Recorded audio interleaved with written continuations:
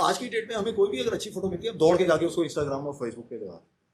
तो अगर मैं इसको लगा देता तो ये प्राइस नहीं जीतती। क्यों? इसकी जो नॉवेल्टी है, इसका जो आइडिया है वो खत्म हो जाएगा, इसका क्यूरियोसिटी लेवल ही खत्म हो जाएगा। वाइल्ड लाइफ में रणथंबोर शायद आपका पहला पार्क था 1989 में। फास्ट टाइम जो है वो पैशन में कब कन्वर्ट हो गया मुझे पता ही नहीं चला। अच्छा, इक्विपमेंट के नाम पे उस समय इक्विपमेंट होता ही नहीं था। एक स्टैंडर्ड लेंस होता था 50 mm और एक 70-200 mm होता था। 70-200 भी नहीं, उस टाइम पे 70-210 mm होता था, उसको 3x जूम कहते थे। Wildlife photographer Mr. Jagdeep Rajput. Let's give a big hand. He is also a Canon ambassador. He has long span of experience in various types of wildlife photography. And to conduct the conversation, we have Mr. Sumit with us. So he is also a very, very well explained wildlife photographer and huge fan following over social media and tremendous work out. Let's start. Sir, please.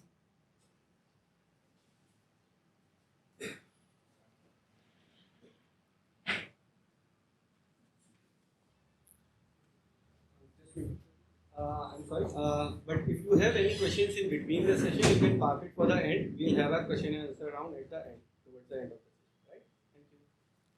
Hi, good morning. I'm Sumit Sinha. Today we are in conversation with Mr. Jagdeep Rajput.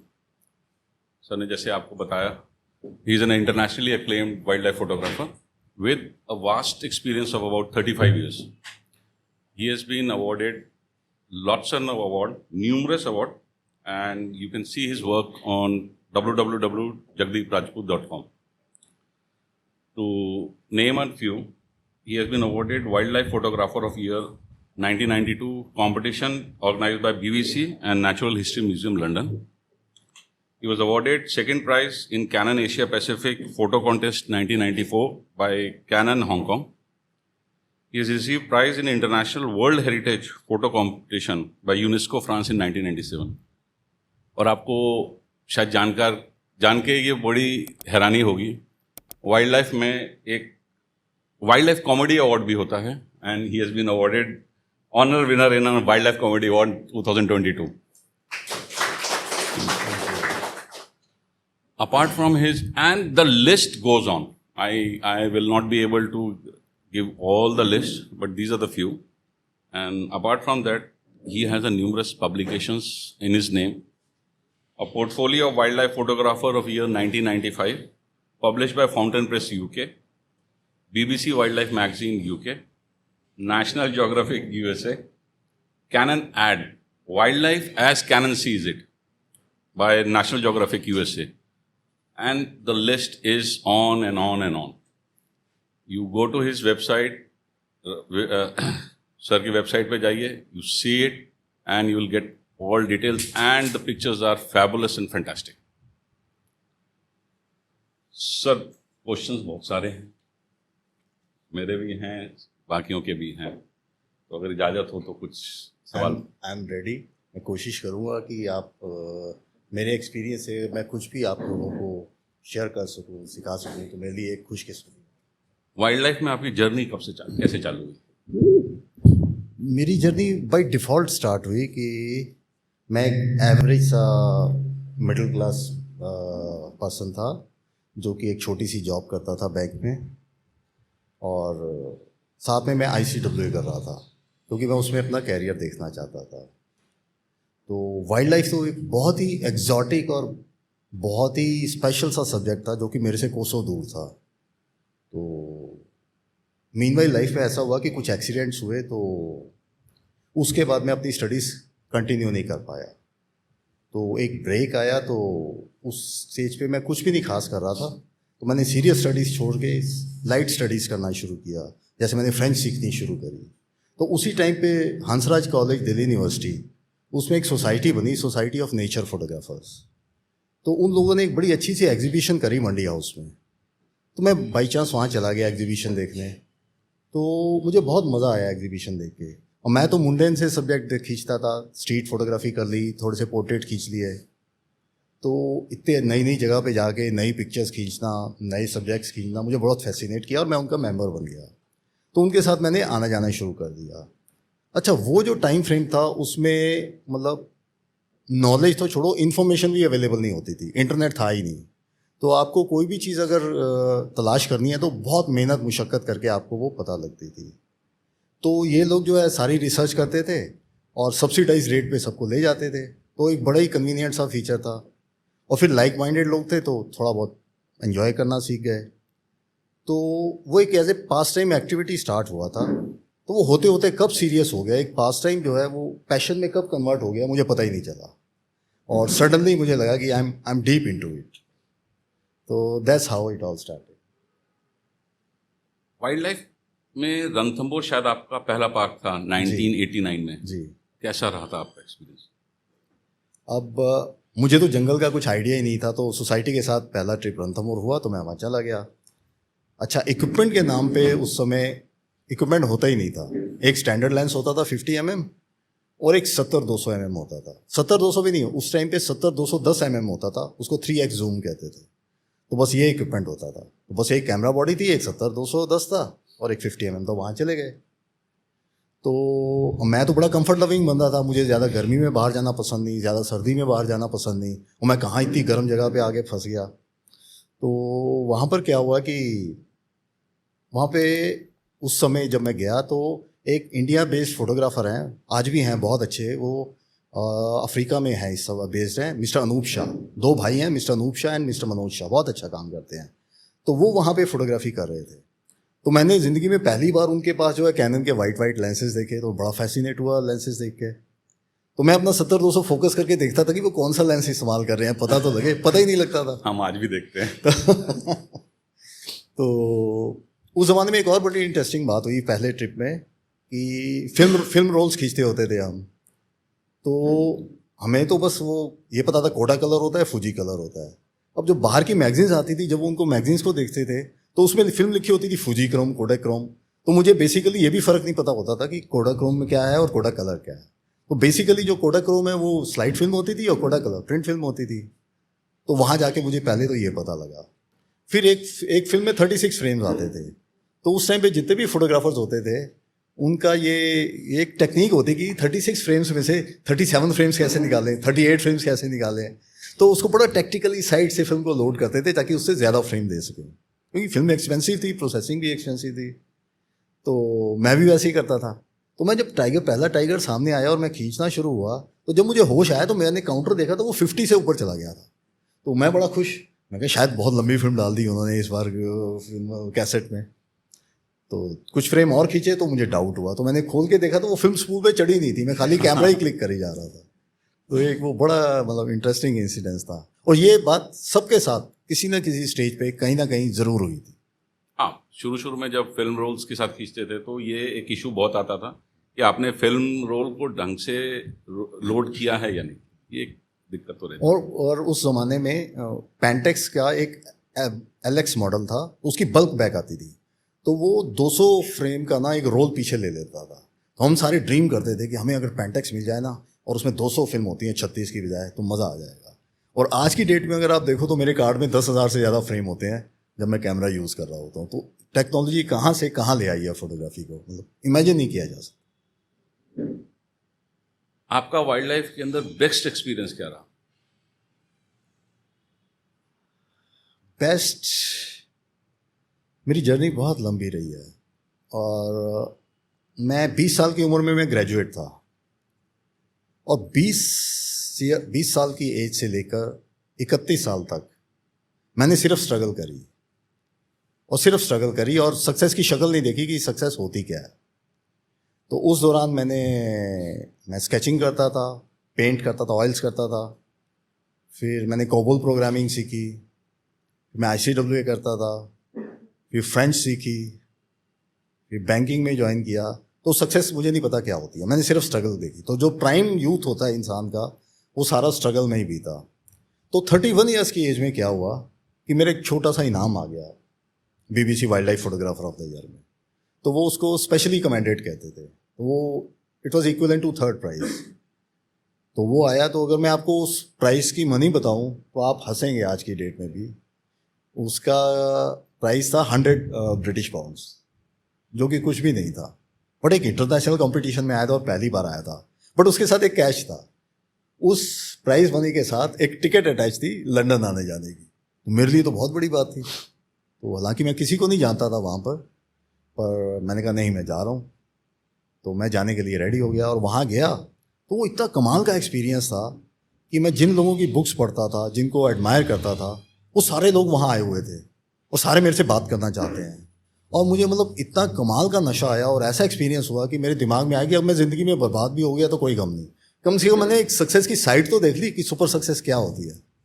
तो I think वो चीज़ शायद मैंने उस time पे realise नहीं की थी, लेकिन वो मेरे लिए गेम चेंजर थी और उसने कहीं ना कहीं मेरी डेस्टिनी जो है इसी लाइन में प्लान कर दी। तो ये एक कमाल का एक्सपीरियंस था जिसने मेरी डेस्टिनी को शेप किया। जब आपने फोटोग्राफी चालू की तो उस वक्त तो आज के हिसाब से तो अपग्रेडेड कैमरा थे नहीं, फिल्म रोल्स थे।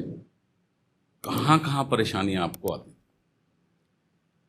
उस स्टेज पे मतलब एक तो जो इंडियन इकोनॉमी है वो आज की तरह ओपन इकोनॉमी नहीं थी, वो एक क्लोज्ड इकोनॉमी थी। चीज़ें अवेलेबल ही नहीं होती थी। अगर बाहर से आप कोई चीज़ एक कैमरा इंपोर्ट करके लाते हो तो उस पर शायद 360% ड्यूटी लगती थी और मतलब चीज़ें अवेलेबल ही नहीं थी। हम तो बस मैगजीन में उनकी फ़ोटो देखते थे। तो पहले कैमरा जो है एक्वायर करना, लेना ही बहुत बड़ी मुशक्क़त का काम था। और आपको हैरानी होगी कि मैंने पहला जो SLR ख़रीदा था वो 85 में ख़रीदा था और उसको ख़रीदे में काठमांडू गया था, वहाँ से ख़रीद के लाया था। तो मतलब कैमरास इक्विपमेंट बहुत कम होते थे और लेंस के नाम पे बस टेली लेंसेज के नाम पे 70-200 और 300 mm f4 होते थे और वो मिलते नहीं थे। तो वो तो मतलब कैमरा अपग्रेड की तो स्ट्रगल थी ही नहीं, वो एग्जिस्ट ही नहीं करती थी। हाँ, उस समय डिफरेंट फिल्म एमल्शंस होते थे, जैसे कभी कोडाक्रोम नए एमल्शन के साथ आ गया, कभी प्रोविया आ गई, सेंसिया आ गई, फुजी वेल्विया आ गई। तो हम उनको जैसे आज कैमरास को स्टडी करते हैं उस ज़माने में हम फिल्म्स को स्टडी करते थे, कौन सी फाइन ग्रेन देती है। अगर आपको ग्रीन्स अच्छे चाहिए तो आप फुजी क्रोम पे जाएंगे, अगर आपको ब्लूज अच्छे चाहिए तो आप एक्टा क्रोम पे जाएंगे। तो इट वॉज लाइक दैट। आज तो आप 20 फ्रेम, 25 फ्रेम पर सेकंड, 40 फ्रेम पर सेकंड के कैमरा सर रोल्स में कैसे खींचते थे? रोल्स में पहले तो मैनुअली खींचते थे, उसके बाद उस ज़माने में वाइंडर्स आते थे तो वो जस्ट 2 फ्रेम पर सेकंड देते थे। बट वो भी एक बड़ा कन्वीनियंस लगती थी, क्योंकि जब आप मैनुअली उसको लीवर को फिल्म एडवांस करते थे तो कैमरा थोड़ा सा हिल जाता था, आपको दोबारा से कैमरा सेटिंग करनी पड़ती थी। तो वाइंडर मिल जाना भी उस ज़माने में एक बड़े कमाल की बात होती थी। और मेरे पास एक इतना फ़नी वाइंडर था, 95 में जो मैंने wild life photographer of the year में पिक्चर जीती, तो वो चलते चलते रुक जाता था फोटो खींचते खींचते। तो जब इमेज मेरे सामने आई, जो अवार्ड विनिंग इमेज थी, मेरा वाइंडर वहाँ पे रुक गया। तो उसमें क्या करना पड़ता था कि फिर कैमरे को वाइंडर से निकालो और वाइंडर के ऊपर एक कॉइन लगा के उसको क्लिक करो, फिर वो चलता था, फिर उसको वापस कैमरे में लगाओ और फोटो खींचनी शुरू रीसेट करते। Wildlife photographer as a career में आपने बहुत सारे चैलेंजेस फेस किए होंगे, हम लोग के साथ शेयर कर पाएंगे? मेरी तो पूरी जर्नी चैलेंजेस की रही है, इवन आज की डेट तक भी। जब मैं स्टार्ट हुआ तो उस ज़माने में पहले मैकेनिकल कैमरास होते थे और मैकेनिकल कैमरास बड़े वो रिलायबल माने जाते थे। कहते थे इलेक्ट्रॉनिक्स अभी नया नया आया था तो इलेक्ट्रॉनिक्स कहते थे कि ये रिलायबल नहीं है, कभी भी धोखा दे सकता है। तो लेकिन उस समय जो फोटोग्राफी है वो बहुत बड़े चेंज के किनारे पे थी, मतलब it was about to change. तो 1-2 साल में क्या हुआ कि कैनन का बड़ा अच्छा कैमरा आया T90, जो कि अपने टाइम के हिसाब से बहुत ही एडवांस कैमरा था, बहुत फास्ट था और इलेक्ट्रॉनिक्स थे उसमें। तो अभी वो अपने आप को सेटल कर ही रहा था कि तभी ऑटो फोकस आ गया। तो ऑटो फोकस जो है वो एक गेम चेंजर था, वो एक मतलब जादू था, मैजिक था कि आप जिस तरफ कैमरा करोगे वो अपने आप फोकस कर लेगा। तो ये चीज़ तो कभी इमेजिन ही नहीं करी थी किसी ने। तो क्या होता है कि जब भी कोई नई टेक्नोलॉजी आती है वो ज़्यादा सोफिस्टिकेटेड होती है, ज़्यादा एडवांस होती है और ज़्यादा एक्सपेंसिव भी होती है। और मैं तो सेकेंड हैंड कैमरा इक्विपमेंट को लेके फ़ोटो खींचता था, मैं कहाँ से अफोर्ड करता, और वो अवेलेबल भी नहीं थी। तो उस ज़माने में मैं पेंटेक्स सिस्टम यूज़ करता था। तो सब लोग मेरे को कहते थे कि तुम्हें कैनन पे आना पड़ेगा, तुम्हें निकॉन पे आना पड़ेगा। मैं दोनों ही अफोर्ड नहीं कर सकता था। तो फिर क्या हुआ कि कैनन हांगकांग का कंपटीशन आया, Canon Asia Pacific photo contest. तो मैंने उसमें पार्टिसिपेट किया। मैं मतलब फ़ोटो कॉम्पिटिशन में ऐसे ही बिना मतलब ज़्यादा वो ये पार्टिसिपेट करता था कि कोई बात नहीं, अपना बेस्ट काम जो है वो एंटर करो, बाकी जो लोग कर रहे हैं उससे डरने की ज़रूरत नहीं है। तो उसमें क्या हुआ कि मेरा सेकंड प्राइज़ आ गया। तो उसमें एक कैनन का कैमरा EOS 100 था उस ज़माने में, वो मिला, और एक 28-80 mm जूम मिल गया। तो मैं बहुत खुश कि चलो इस माने मैं मतलब अपग्रेड हो जाऊंगा, मैं लेटेस्ट टेक्नोलॉजी पे आ जाऊंगा। अब एक दूसरी समस्या थी कि अब कैमरा तो एक मिल गया, और मैं तो सेकंड हैंड इक्विपमेंट खरीदता था, और नया सिस्टम है तो उसका सेकंड हैंड मिलेगा ही नहीं। तो वो फिर से एक स्ट्रगल शुरू हो गई। तो कुछ सालों में जैसे तैसे करके एक दो लेंस लिए, एक आध और बॉडी ली, तो अभी वहाँ तक सेटल कर रहा था कि तभी लेंसेज में इमेज स्टेबलाइजेशन आ गया। उससे पहले इमेज स्टेबलाइजेशन नहीं होता था, तो मेरा इक्विपमेंट वापस से ऑब्सोलीट हो गया। उसके बाद फिर अभी मैंने इमेज स्टेबलाइजेशन पे ज़्यादा ध्यान ही नहीं दिया। मैं कहा मेरा हाथ स्टेडी है, मैं खींच सकता हूँ, इसी से काम चलाते हैं। थोड़ा सा टाइम और बीता तो पता लगा DSLR आ गया। अब DSLR फिर दोबारा से ज़्यादा एक्सपेंसिव, और फिर मैं उसमें कहाँ से जाके अफोर्ड करूँ। फिर एक समस्या पैदा हो गई। तो इनफैक्ट मेरे कुछ दोस्त थे, तो वो कहते कि तू कैसे शिफ्ट करेगा। मैं कहा भाई मैं अफोर्ड नहीं कर सकता, पर मैंने एक कंपटीशन है उसमें हिस्सा ले रहा हूँ। तो उसमें ना कैनन का 30D प्राइस में था, मैं शायद मैं जीत जाऊँ। तो उन लोगों ने उस समय, जैसे GP Pro है, पालिका बाजार में एक स्टोर था, तो वहाँ पे बैठ के मेरा मजाक उड़ाया कि वो सोचता है कि ऐसे मतलब कंपटीशन में हिस्सा करके लेके और वो जीत जाएगा। तो मेरे को ये था एक बॉडी तो मैं अफोर्ड खरीद लूंगा, दो बॉडीज कहाँ से खरीदूंगा इकट्ठी। तो इट सो हैपन कि मैं वो जीत गया कंपटीशन, और उसके बाद वो सारे लोग मेरे से नज़रें चुराते रहे, मेरे से नज़र मिला के बात नहीं कर सकते थे। तो इस तरह से मैं उस पर शिफ्ट हुआ। फिर उसके बाद मैंने DSLR से फोटोग्राफी करनी शुरू करी। तब तक मैं सिर्फ क्रॉप बॉडीज़ यूज़ करता था, क्योंकि फुल फ्रेम बॉडीज़ बहुत महंगी होती थी। फिर अराउंड 2012-13 में एक स्टेज आई कि मुझे लगा कि मेरी फोटोग्राफी एक स्टैंड स्टिल पे हो गई है, मतलब मैं प्रोग्रेस नहीं कर पा रहा हूँ आगे। तो मैंने बहुत ब्रेनस्टॉर्मिंग करी कि क्या किया जाए। तो फिर मैंने रियलाइज़ किया कि मेरे पास IS लेंसेज नहीं है। एक तो मेरे को IS लेने पड़ेंगे धीरे धीरे, और एक मेरे को फुल फ्रेम कैमरा लेना पड़ेगा कि उसकी IQ बहुत अच्छी होती है। अच्छा, उस ज़माने में जो फुल फ्रेम था वो 5D Mark III था, वो इट वाज अबाउट 2,25,000। वो बहुत महंगा था। मुझे मतलब ये एग्जॉर्बिटेंट लग रहा था कि इतना पैसा मैं एक कैमरे पे कैसे खर्च करूं। मुझे मतलब क्रिमिनल लग रहा था वो, क्योंकि एक मिडिल क्लास बंदे के लिए बहुत बहुत मुश्किल है इतने पैसे खर्च के एक कैमरा। तो मैंने काफ़ी दिन तक सोचा, तो फिर मैंने रियलाइज़ किया कि शायद मैं अगर ये नहीं करता शिफ्ट, तो ये रिग्रेट रह जाएगा कि मैं शायद इसी वजह से प्रोग्रेस नहीं कर पाया कि मैं शिफ्ट नहीं किया। तो मैंने जैसे तैसे 5D Mark III ले लिया, और एक 70-200 जो है IS-2 वाला लेटेस्ट होता था वो ले लिया।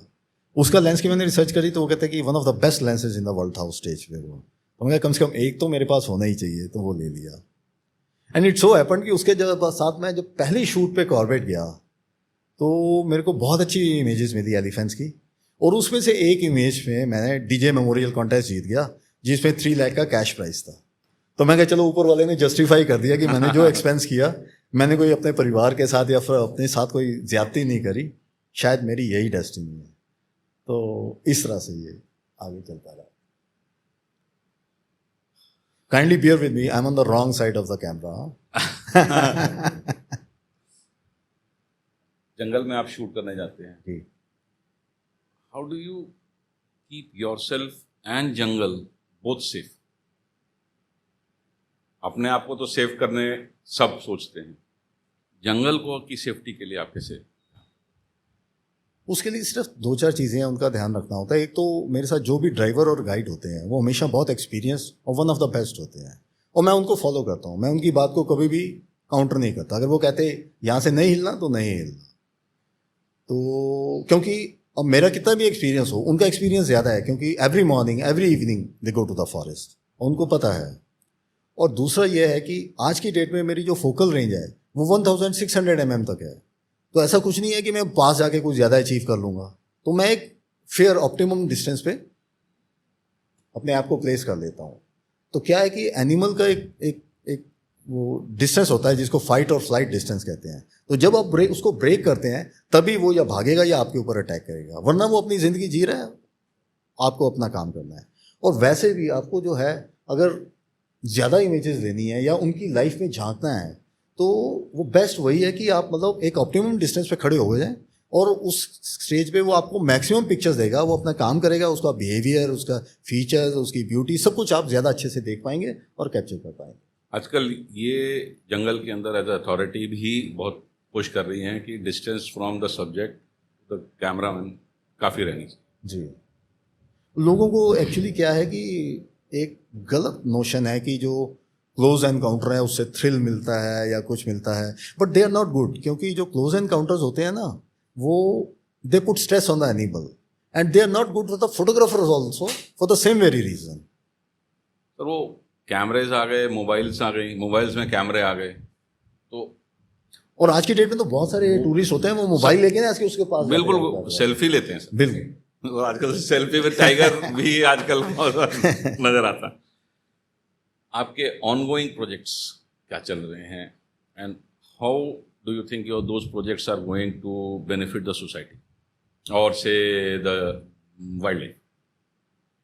एक्चुअली मैंने इतने साल काम करने के बाद मैंने एम्स रखने बंद कर दिए, क्योंकि एम्स आर गुड, उसमें कोई शक नहीं है, लेकिन जैसे ओलंपिक होता है तो हर एक टीम का ये एम होता है कि गोल्ड मेडल जीतना है। अब गोल्ड मेडल तो एक टीम को ही मिलेगा, तो जब आप एम रखते हैं ना तो एक तो आप प्रेजेंट मोमेंट में थोड़े से अनहैप्पी हो जाते हैं because you are chasing your M.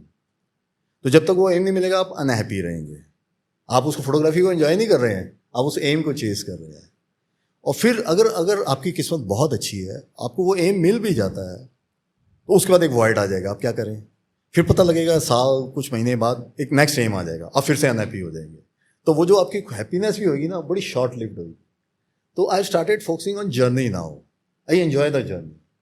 सो और बाकी सारी चीज़ें जो है वो तो बाई प्रोडक्ट हो जाती हैं, वो अपने आप आपके हिस्से आती रहेंगी। अगर आप अपनी टेक्निक अपनी क्राफ्ट को इम्प्रूव करते हैं, उसको करते चले जाते हैं, तो बाकी सारी चीज़ें अपनी जगह पे आ जाएंगी। तो having passion is much more important. आप नानक ढींगरा जी के साथ बहुत अच्छे ताल्लुकात थे, बहुत अच्छे दोस्ती थी आप। जंगल में उस वक्त तो फिल्म रोल्स थे, आपकी खूब नोकझोंक होती थी फिल्म रोल्स को लेके, उसके बारे में? नानक ढींगरा जी जो है he was like my elder brother. We were best of friends, best of photographers, best of companions, best of travellers, best of foodies and best of rivals also and best of competitors also. तो ये चीज़ मैंने उनके साथ ही रह के सीखी कि journey को कैसे एंजॉय किया जाता है। फोटोग्राफी तो बहुत लोगों ने की होगी, लेकिन हमने उस प्रोसेस को, उस जर्नी को जो एंजॉय किया ना, उसका मुकाबला ही नहीं है, उसका कोई जवाब ही नहीं।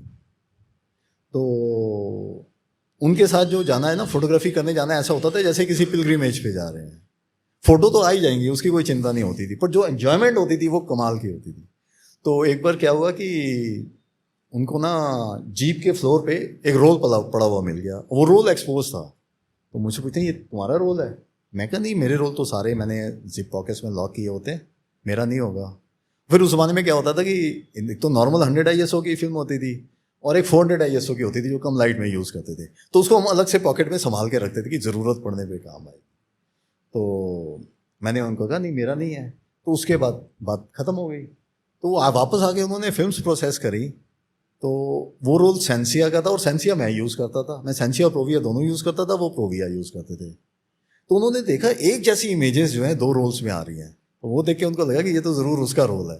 फिर उन्होंने मेरे को फ़ोन किया कि ये तो लगता है तुम्हारा रोल है, सेम इमेजेस हैं। फिर मैं परेशान मुझे रोल चाहिए वापस।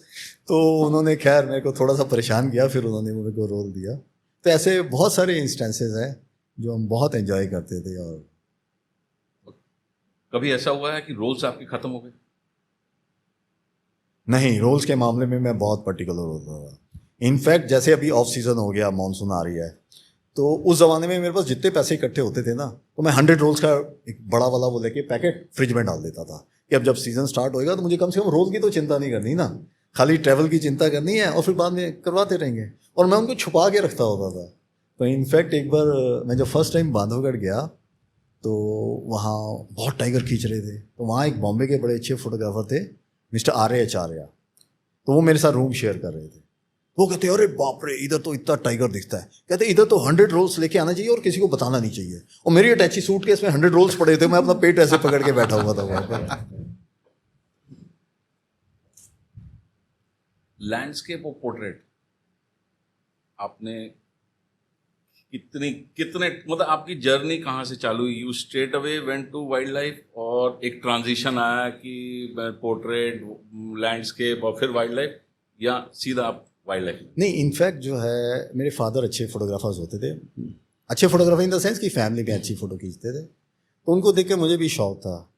तो मैं जब कॉलेज गया तो मेरे कॉलेज में डार्क रूम होता था, तो वहाँ पर मैंने डार्क रूम का सारा काम सीख लिया, सब प्रोसेसिंग सीख ली, फिल्म्स की, प्रिंट्स की। अच्छा, उस ज़माने में ऐसा था कि अगर आप जैसे फोटोग्राफी सीखना चाहते हैं तो जो थोड़े से लोग जानते हैं क्राफ्ट को, वो आपको सिखाने के लिए रेडी नहीं होते वो थे, तो आज भी है सर। क्योंकि उनको लगता था कि अब हम फोटोग्राफी करते हैं तो हमारी इंपॉर्टेंस है, अगर और लोग आ गए तो हमारी इंपॉर्टेंस कम हो जाएगी, कोई सिखा के राजी नहीं होता था। तो कॉलेज में मैंने बहुत कोशिश की, किसी ने मेरे को डार्क रूम का काम नहीं सिखाया, तो कॉलेज में जाके मैंने सीख लिया। तो पोर्ट्रेट्स वगैरह खींचता था और फिर मैं स्केचिंग में चला गया, तो मैं पेंसिल और चारकोल से स्केच बनाता था। तो इनफैक्ट जो पहला लेंस मैंने खरीदा 70-200 mm, वो मैंने इसीलिए खरीदा कि मैं लोगों की फ़ोटो खींच के वो हेल्प करेगा मेरे को स्केचिंग करने में। तो मैं उससे ऐसे स्केचिंग करता था और ऑयल्स में मैं लैंडस्केप्स पेंट करता था। How do you keep your focus when you are in wildlife?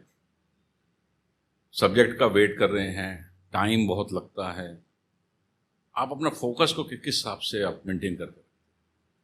और मेरा फोकस तो फ्रेम के ऊपर है ही नहीं ना, मेरा फोकस तो जर्नी के ऊपर है। अगर मैं जंगल में जा पा रहा हूँ, नेचर के साथ रह पा रहा हूँ, अपने सब्जेक्ट के सामने रह पा रहा हूँ, तो मेरे लिए बहुत बड़ी बात है। तो मैं तो बस उसको ऑब्जर्व करता हूँ, वो सामने है, ये मेरे लिए बहुत बड़ी बात है। पिक्चर्स तो देर सवेर आ ही जाएंगी। And what about framing? आप फ्रेमिंग किस हिसाब, क्या सोच के फ्रेमिंग करते हैं? फ्रेमिंग का तो ऐसा है कि उसमें जो मैं पेंट करता था, तो पेंटिंग ने बहुत मेरी हेल्प करी उसमें, क्योंकि जैसे ही मैं फोटोग्राफी में आया तो मेरे कंपोजिशन में बहुत स्ट्रांग था। तो फ्रेमिंग का एक ऐसा है कि जब भी हम किसी भी जगह जाते हैं, हम एम करते हैं पिक्चर्स के ऊपर। एक जो मैं आपसे पूछना चाहूँगा कि सबसे इंपॉर्टेंट डिसीजन क्या होता है जब आपके सामने सब्जेक्ट आया और आप पहले फ़ोटो खींचते हैं, तो आपका फर्स्ट एम क्या होएगा, फर्स्ट डिसीजन क्या होएगा?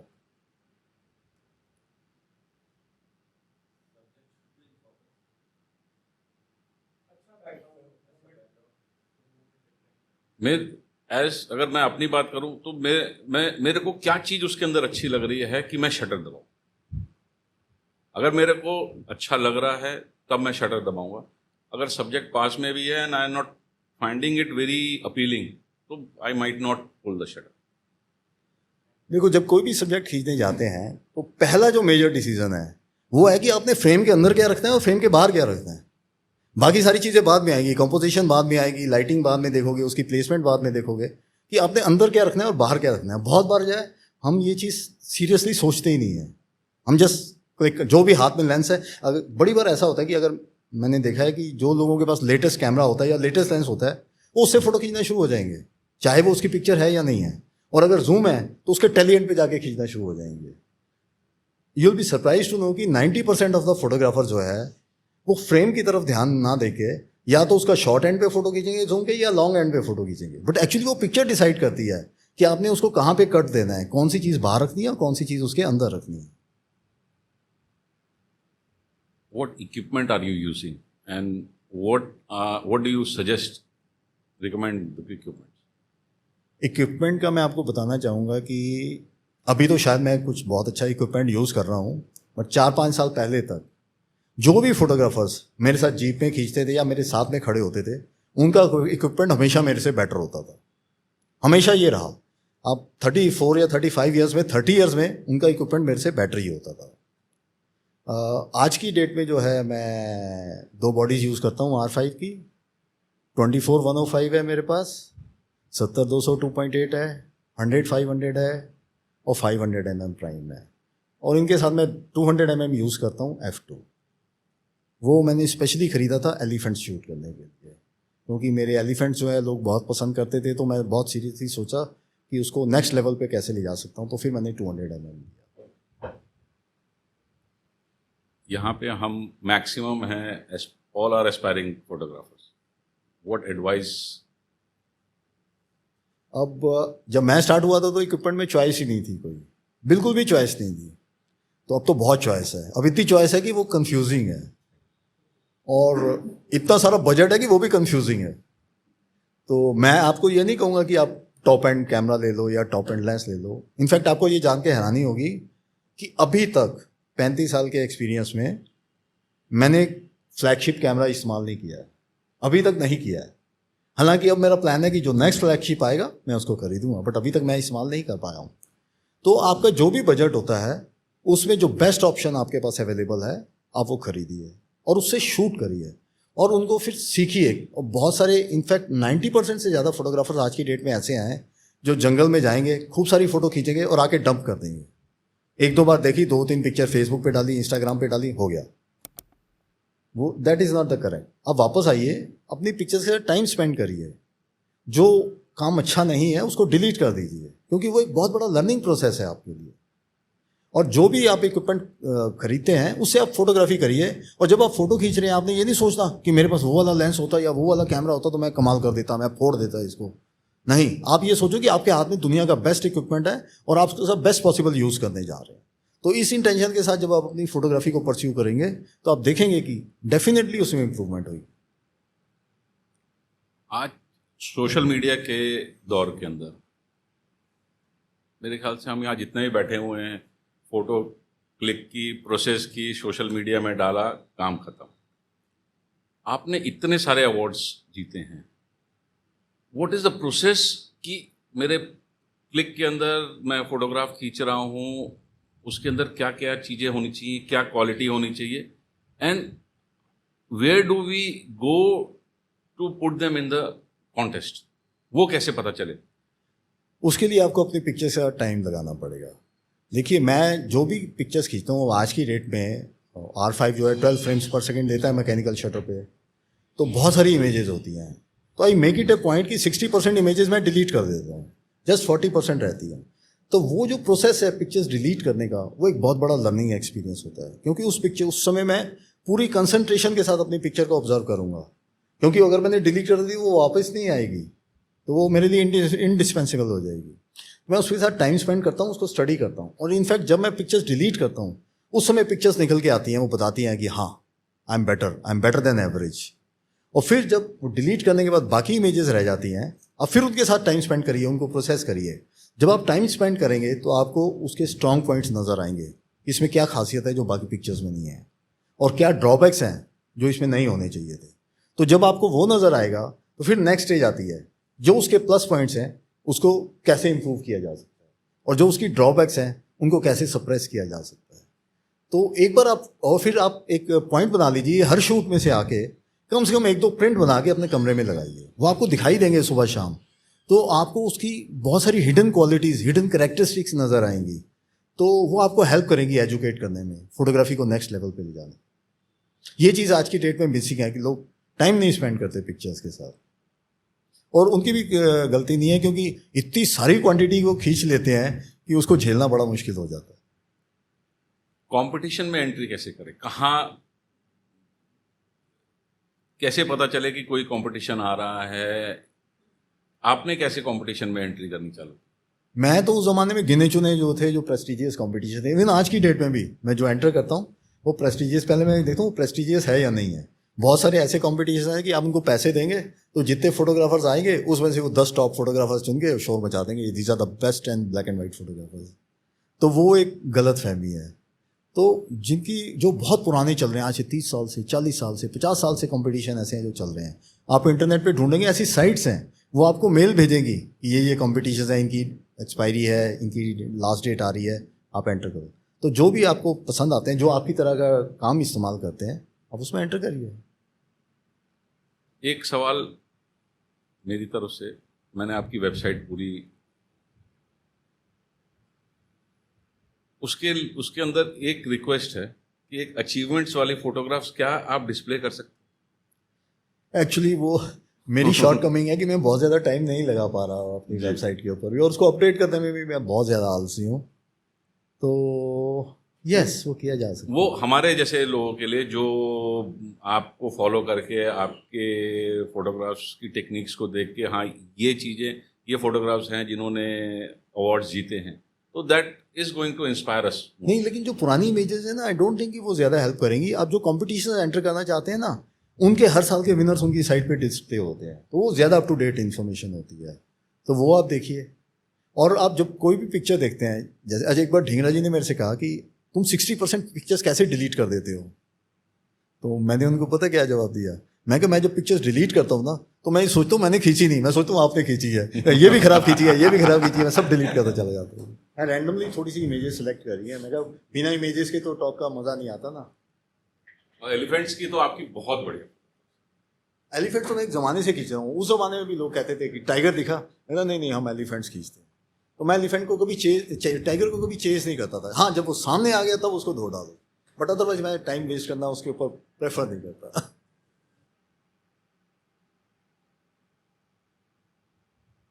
और इसके साथ कुछ जुड़ी हुई जो आपको याद हो स्टोरी, वो शेयर करें तो।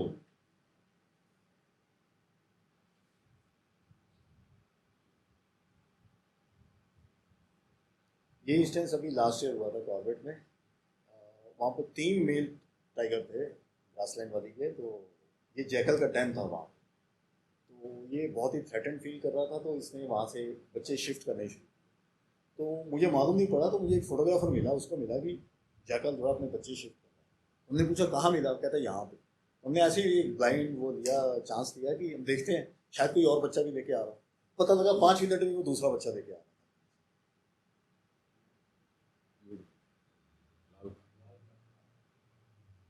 ये एक स्टार अट्रैक्शन है। ये स्टार अट्रैक्शन आज भी।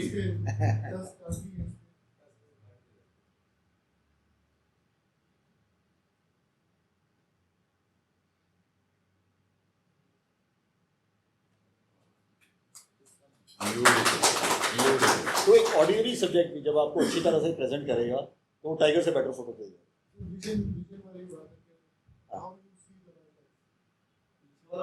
हाँ, पीछे वाला, आगे वाले आगे वाला। ये बांधवगढ़ का बहुत फेमस टाइगर था B1। इसका इतना बड़ा हेड था, इतना बड़ा हेड मैंने आज तक नहीं देखा। और फॉर सम स्ट्रेंज रीजन इसका मेल कप जो है इसके साथ ही रहता था। तो जब ये इमेज ली थी तो मैं हाथी के ऊपर एक नाले के अंदर था, मैं इससे भी नीचे के लेवल पे था। तो उस समय इसने ये ट्रांसपेरेंसी के ऊपर आप देखो, ट्रांसपेरेंसी भी अगर अच्छे इक्विपमेंट से खींची हुई है तो आज की डेट में भी वो टक्कर दे सकती।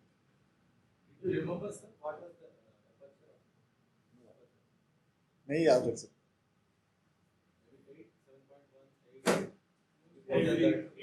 No, no, must not be no more than 5.6.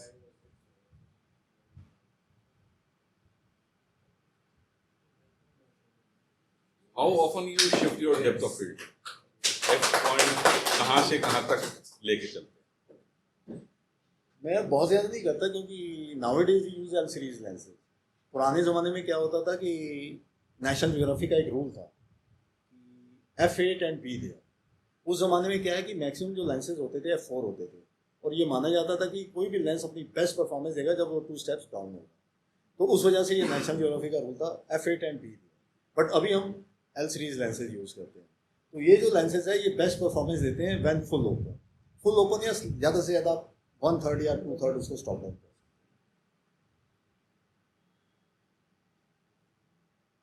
कभी कभी फोटोग्राफर्स को भी इसकी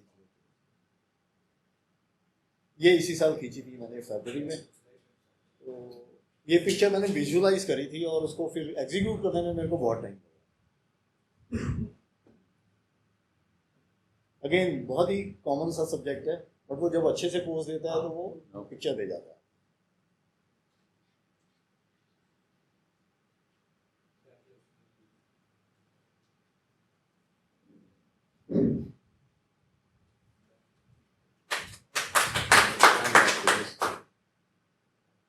ये अभी इसी साल ही मैंने बोके के ऊपर कुछ एक्सपेरिमेंट किए थे।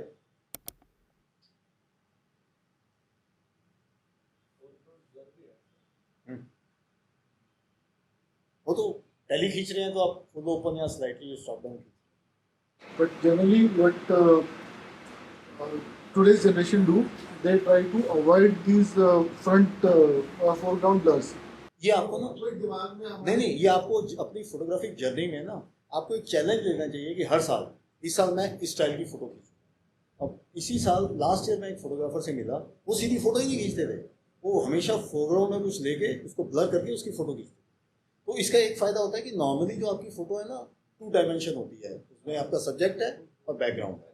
अब जब फोरग्राउंड ऐड हो जाता है तो उसमें एडिशनल डेप्थ आ जाता है।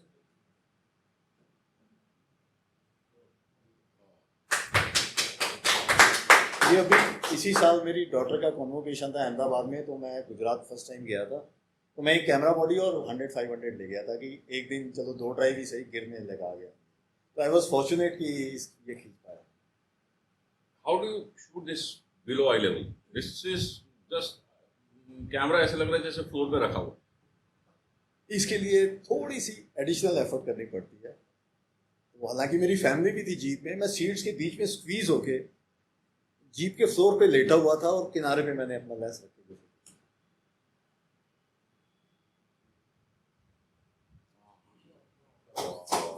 ये अफ्रीका की है साइड।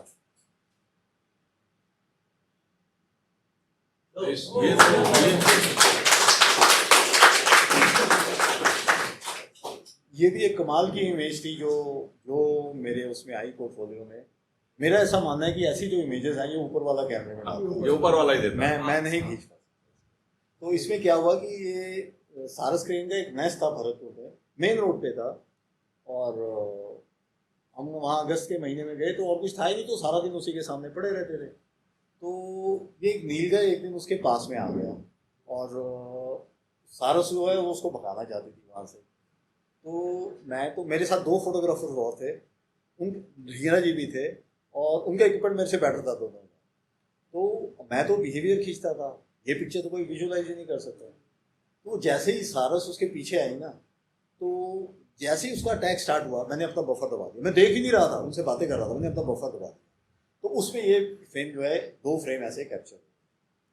अब वहां पे जो दोनों लोग थे उनको नहीं पता मैंने क्या खींचा, और मैंने उनको बताया भी नहीं, दिखाया भी नहीं मैंने क्या खींचा। तो उसके बाद क्या हुआ, अमेरिका में एक बड़ा अच्छा कॉन्टेस्ट होता था, नेचर्स बेस्ट, तो मैंने उसको उसमें एंटर कर दिया, तो उसमें ये प्राइज जीत गई।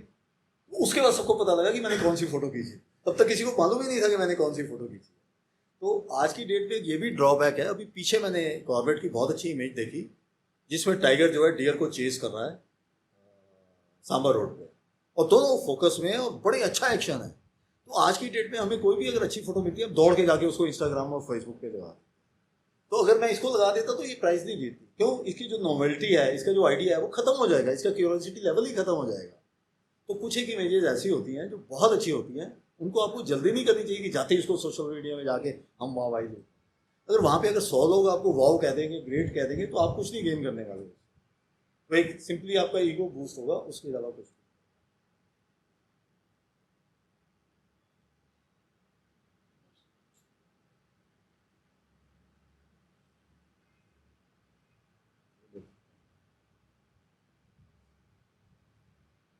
ये 200 mm f2 है, जो कि उसका एक एक बाल, एक एक टेक्सचर जो निकाल।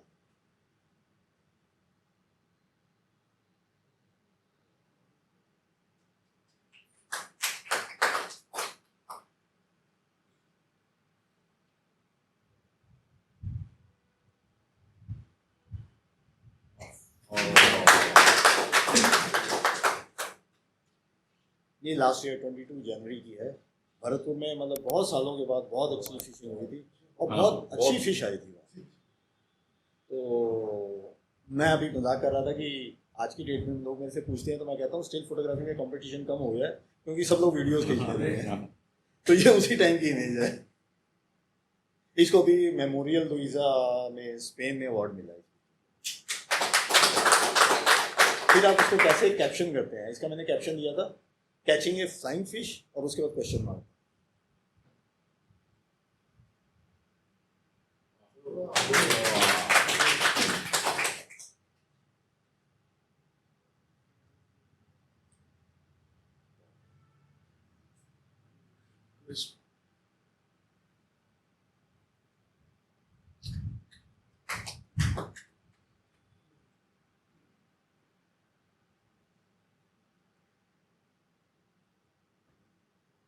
इसमें अगेन वो फोरग्राउंड का जो है अच्छा यूज है।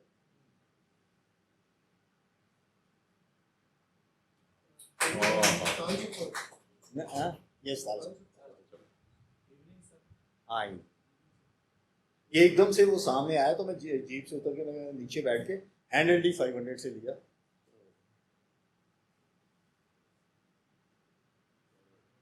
ये आपके साथ वाले दिसंबर 2020 नहीं 21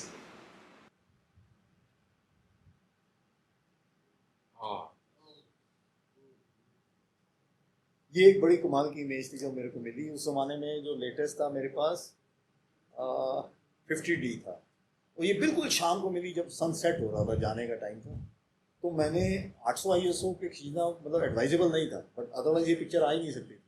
तो मैंने इसको उसके ऊपर 800 ISO पे खींचा था, और इस टाइगर ने जब वो पार किया गेठिया राव, तो मैंने कोई 150 फ्रेम खींचे होंगे। जस्ट 2 फ्रेम्स थे जिसमें उसने मेरी तरफ देखा, उसमें भी एक ब्लर था और एक शार्प।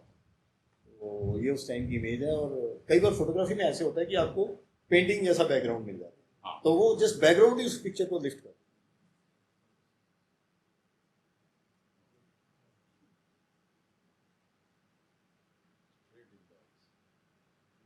इस पिक्चर में आप कितना क्लोज थे टाइगर?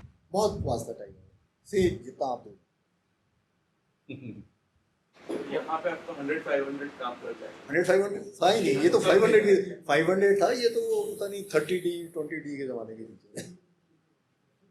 अब आज की तारीख में 100-500 आपका सरप्राइज कर जाएगा इस पिक्चर 500 5। वो स्काई का रिफ्लेक्शन आ रहा है उसमें। कई बार आपको बहुत क्लियर मिलेगा ना, तो फिर ये अब डिटेल से देखेंगे ना, फिर आपको इसमें मतलब जब आप अपनी इमेज को भी ऐसे ऑब्जर्व करेंगे, फिर आपको उसमें से हिडन ब्यूटी नजर आनी शुरू होगी। इसमें ये चीज़ है जो कि डिफरेंट है, जो बाकी इमेजेस में नहीं है। और इवन आज की डेट में भी डिजिटल में उसका वाइट बैलेंस ठीक करना जो है वो बहुत बड़ी वो प्रॉब्लम।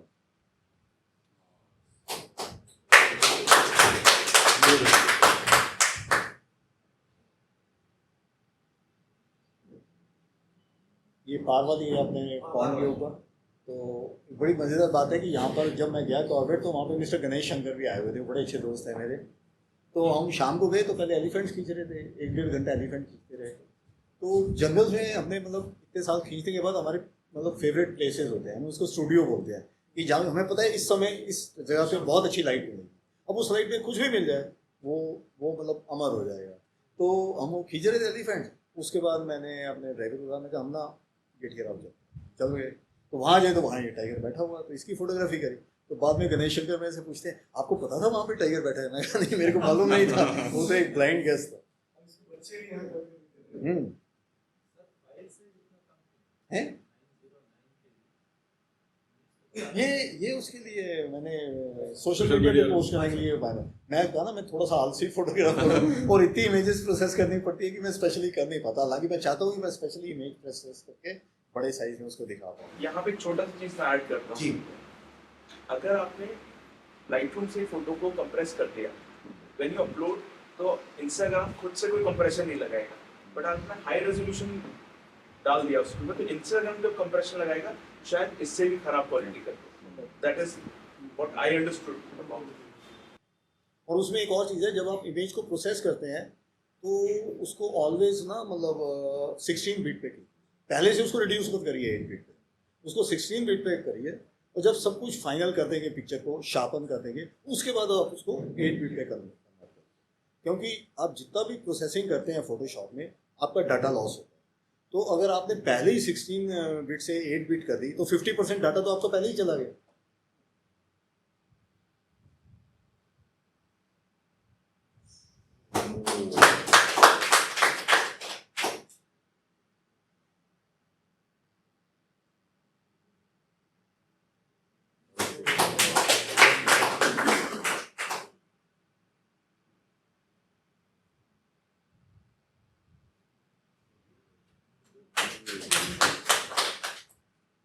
ये इमेज जो है ये शायद 30D की है, 8 मेगापिक्सल की।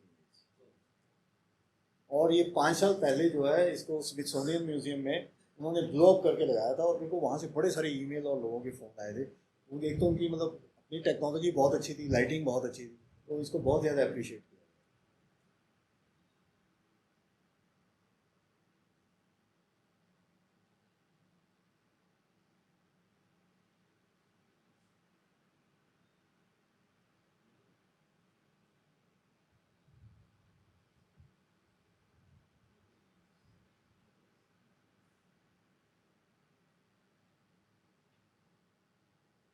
अब सब्जेक्ट कुछ भी हो सकता है, एक राइनो की रिप्स भी हो सकती है।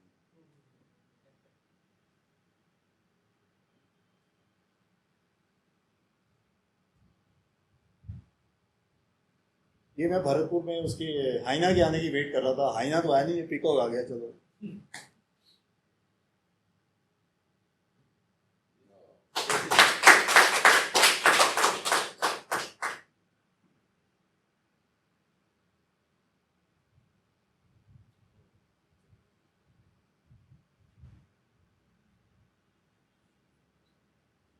ये जब मैं मिररलेस में शिफ्ट हुआ तो मेरी पहली शूट थी R5 के साथ।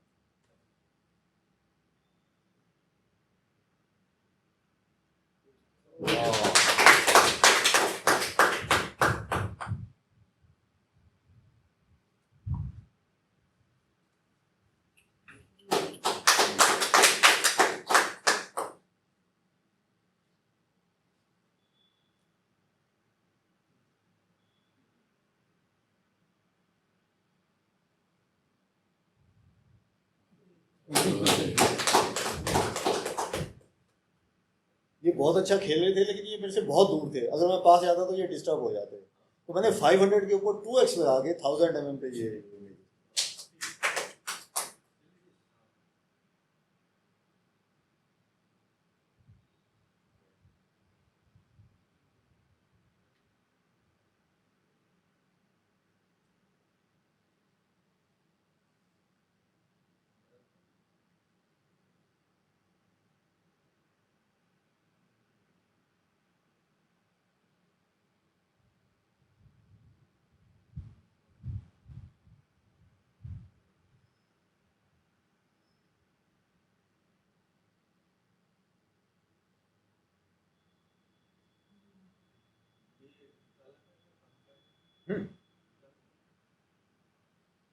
अब इसने नेस्ट छोड़ दिया है।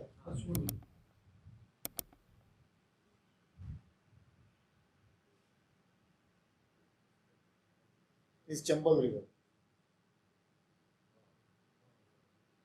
एक ऑर्डिनरी सब्जेक्ट जो है, अगर अच्छी लाइट पड़ती है तो वो पीकॉक को भी मतलब माफ कर सकते।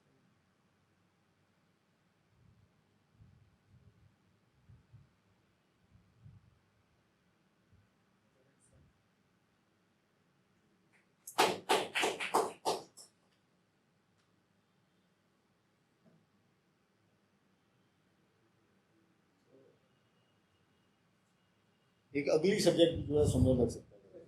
Then I find it very interesting subject. और जब अगर चेज कर ले आपको तो फिर बात अलग है।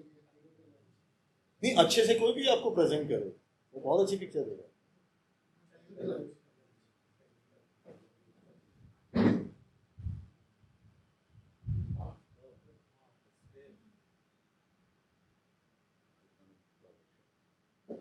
ये अभी अप्रैल की है, इसी साल।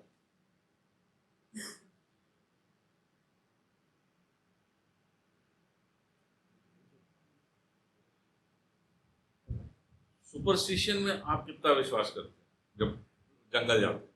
सुपरस्टिशन से मतलब कि बहुत सारे ऐसे हमारे जान फ्रेंड्स हैं, यार टाइगर नहीं मिला, अच्छा पिछली बार ये किया था तो मिला था, तो कुछ आप भी लेके चलते? टाइगर को तो मैं ढूंढता ही नहीं हूँ। वो तो जब टाइगर ढूंढने मेरे को आ जाता है फिर मैं उसकी फोटो खींचता हूँ। मैं टाइगर को नहीं ढूंढता, मैं तो एलिफेंट्स देखता हूँ। टेली कन्वर्टर्स जैसे आपने कहा 1.4 भी लेके चलते हैं, 2x भी लेके चलते हैं, how often you use it and on which what conditions? तो जब भी पिक्चर डिमांड करती है कि उसको और पास से खींचा जाए और मैं उसके पास नहीं जा सकता, use teleconverter. Does it degrades the quality? Very slightly, very slight. आज की डेट में अगर आप 1.4x लगाते हैं तो आप ये मान के चलो कि कोई डिग्रेडेशन नहीं है। और अगर 2x भी लगाते हैं तो स्पेशली मिररलेस कैमरास के साथ, अगर आप में से जो लोग मिररलेस नहीं यूज़ कर रहे हैं, जब आप मिररलेस यूज़ करना शुरू करेंगे तो आपको एक बार को लगेगा कि शायद आपकी पिक्चर्स कुछ ज़्यादा शार्प हो।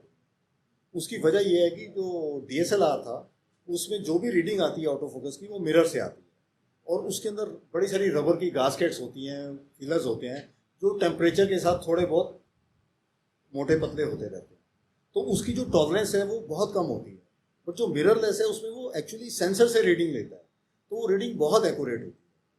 तो मिररलेस से पहले जो है मैं 2x पे कभी एक्शन खींचना मैं पसंद नहीं करता था, पोर्ट्रेट्स खींचता था, बट अब मिररलेस आने के बाद मैं एक्शन भी खींच पाता हूँ 2x कन्वर्टर लगा। क्योंकि उसकी एक्यूरेसी इतनी ज़बरदस्त होती है कि वो उसको पॉलिश कर चाहे वो लेंस EF रहे या RF रहे। बिल्कुल। अब 500 में अभी तक RF नहीं आया है तो मैं EF यूज़ करता हूँ और बहुत अच्छे रिजल्ट हैं। नहीं, आई डोंट थिंक मैंने कभी किया ही नहीं, क्योंकि जूम जो है मेरे पास 100-500 है या 70-200 है, उसके ऊपर की रेंज का लेंस होता है तो मैं वो यूज़ करता हूँ। और जूम लेंस में क्या है कि बहुत सारे एलिमेंट्स होते हैं। अब प्राइम टेली में अगर 5 से 7 एलिमेंट्स मिलेंगे तो उसमें 15 से 20 एलिमेंट्स मिलेंगे, उसके बाद 5-6 एलिमेंट्स टेली कन्वर्टर के और ऐड हो जाएंगे, तो वो क्वालिटी को कुछ डिग्रेड कर और वो इतना स्लो हो जाएगा कि आपको पिक्चर नहीं दे पाएगा। नॉर्मली F8 पे चला जाता है कम से कम। हाँ, वो एक लगाओगे तो चला ही जाएगा। It keeps varying. एक समय जैसे मैं कंपटीशन भी एंटर करता हूँ तो मैं कुछ पिक्चर्स का पोर्टफोलियो लेके बैठता हूँ। अब किसी समय मेरे को कोई पिक्चर बेस्ट लगेगी, किसी समय कोई लगेगी, तो it varies from time to time. But still, if you have to select one, that Pegasus one, blue bull and sarus green. thank you. क्योंकि वो मैंने नहीं खींची, वो ऊपर वाले ने मेरे कैमरे में। प्राइम वर्सेस जूम लेंसेज क्या आपके आज की डेट में तो जूम लेंसेज भी बहुत अच्छी क्वालिटी दे रहे हैं। मिररलेस मतलब प्राइम पे जाना चाहिए आदमी को? देखिए, अगर आपको अल्टीमेट क्वालिटी चाहिए तो फिर तो प्राइम लेंस है, बट अगर आपको कन्वीनियंट फोटोग्राफी चाहिए फिर जूम लेंस इस्तेमाल कर सकते हैं। और इनफैक्ट आप एक एवरेज फोटोग्राफर का जो भी यूसेज होता है वो जूम लेंस सॉल्व करेगा। आपको कोई बहुत बड़ा होर्डिंग बना के रोड के किनारे पे नहीं लगाना। सर, कंपटीशन के फोटोज में एक्शन फोटो ही देना जरूरी है? एक ज़माना था जब एक्शन को प्रेफर किया जाता था, बट आज की डेट में उसको कोई नहीं पूछता।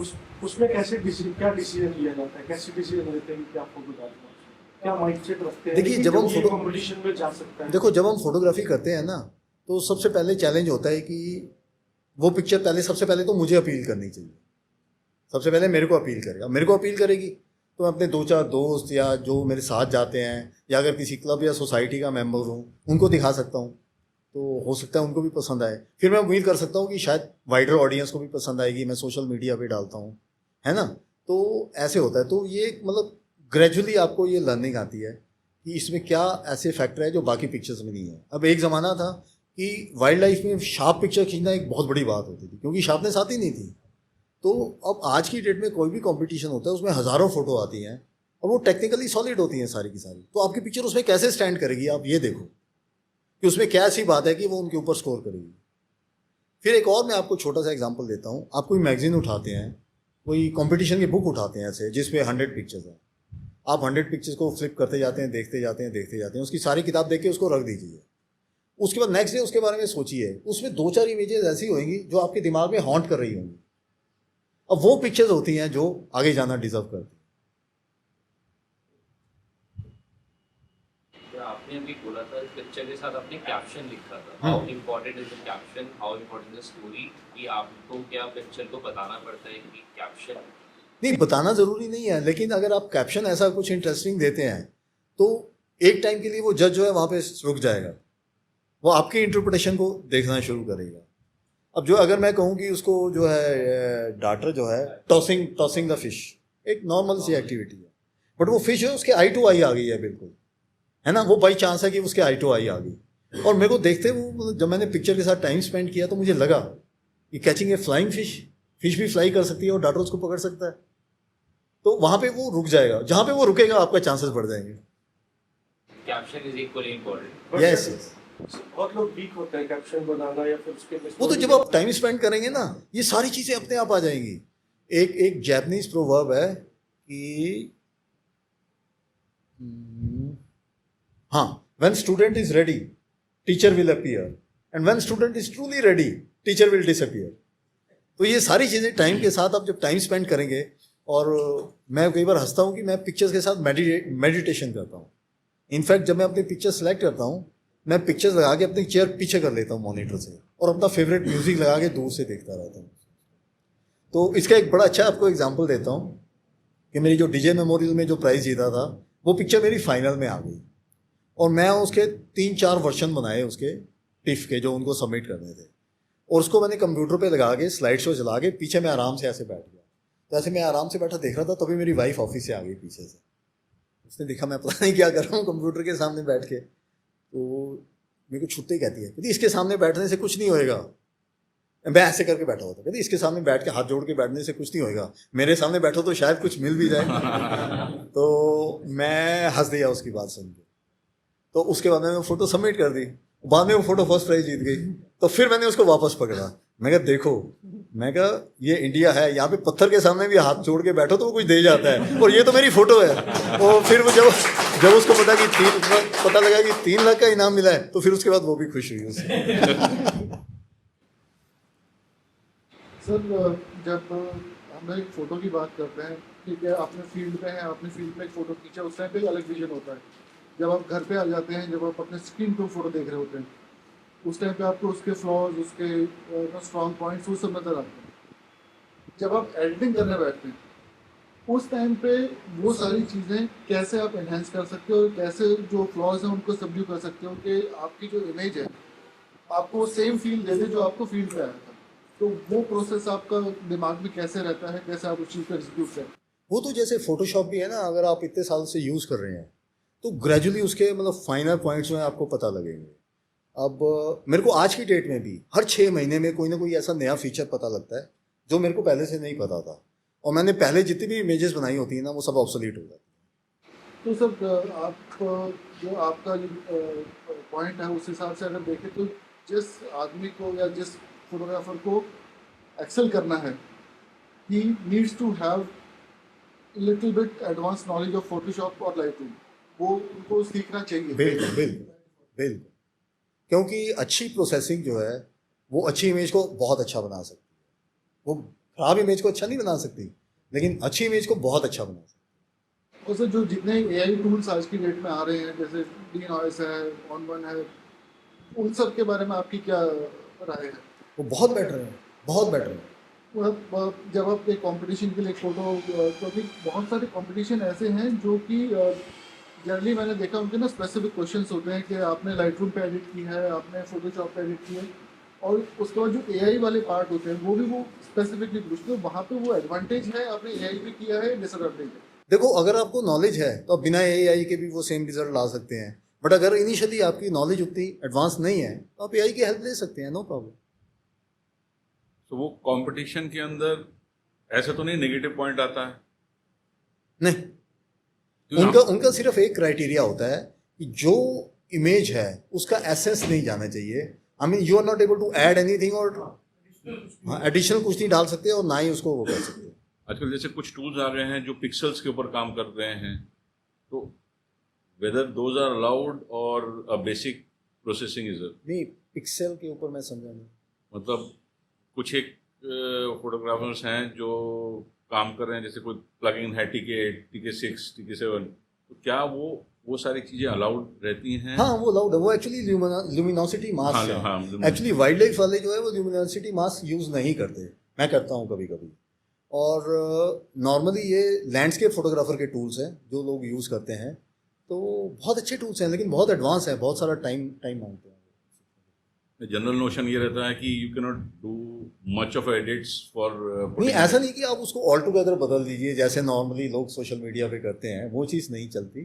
बट आप थोड़ा सा एनहांस कर सकते हैं, फाइनर पॉइंट्स उसके और बेटर कर सकते हैं। तो वो तो आपको फोटोशॉप भी अलाउ करती है कि आप इंडिविजुअल कलर्स की इल्यूमिनेशन चेंज कर सकते हैं, उसकी सैचुरेशन चेंज कर सकते हैं। Sir, what is the USP of Canon और Canon gear which is missing in other brands? ये लोग ज़्यादा बेटर बता पाएंगे। मैं तो क्या यूजिंग इट फॉर द बहुत साल से आप शायद यूज कर रहे हैं। वो तो ऐसा है ना, जो चीज़ आप यूज़ करते हैं, अब जिस चीज़ के साथ आप रहते हैं वो आप ज़्यादा अडॉप्टेबल हो जाते हैं, वो आपको बेटर लगने लगती है। तो बाकी चीज़ों का मुझे ज़्यादा आइडिया नहीं है, क्योंकि मैं तो पेंटेक्स यूज़ करता होता था, और बाय डिफ़ॉल्ट जो है कैनन ने कैमरा इनाम में दे दिया तो मैं कैनन पे आ गया। मेरे को सब लोग कहते थे कि तुम्हें निकॉन पे आना पड़ेगा, कैनन पे आना पड़ेगा। मेरे पास पैसे ही नहीं होते थे, मैं कहाँ से जाऊँगा Nikon cannon.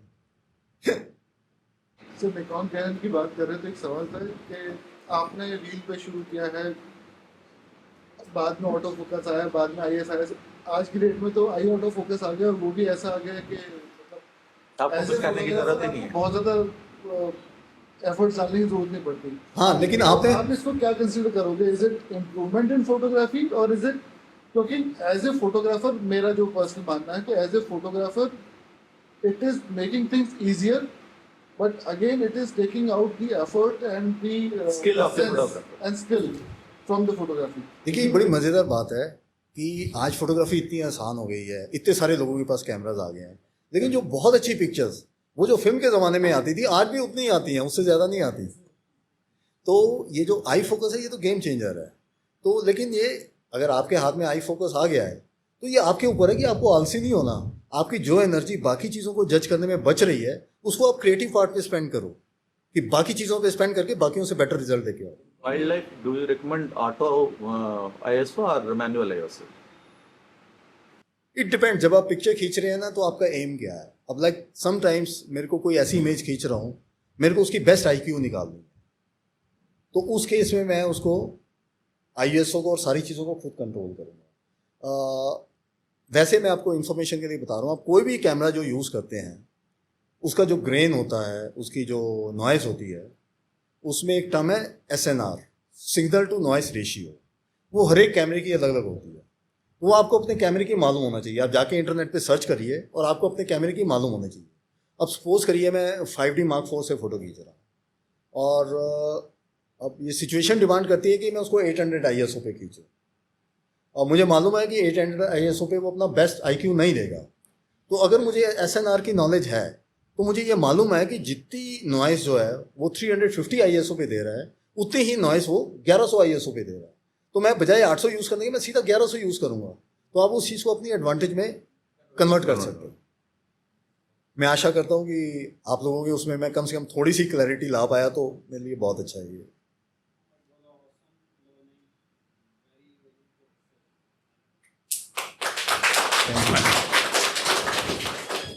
GP Pro. See, this is a sir, good afternoon sir. Sir, as you told कि आपकी जो जर्नी थी सर वो इतनी ईजी नहीं थी, आपने बहुत से स्ट्रगल फेस किए इस जर्नी में। तो सर आपको ऐसा कभी लगा कि क्विट कर देना चाहिए? मेरे को बहुत बार ऐसा होता था कि मैं जंगल में गया हूँ और मुझे ये मालूम नहीं है कि नेक्स्ट ट्रिप लगेगा भी कि नहीं लगेगा। ऐसा बहुत बार होता था।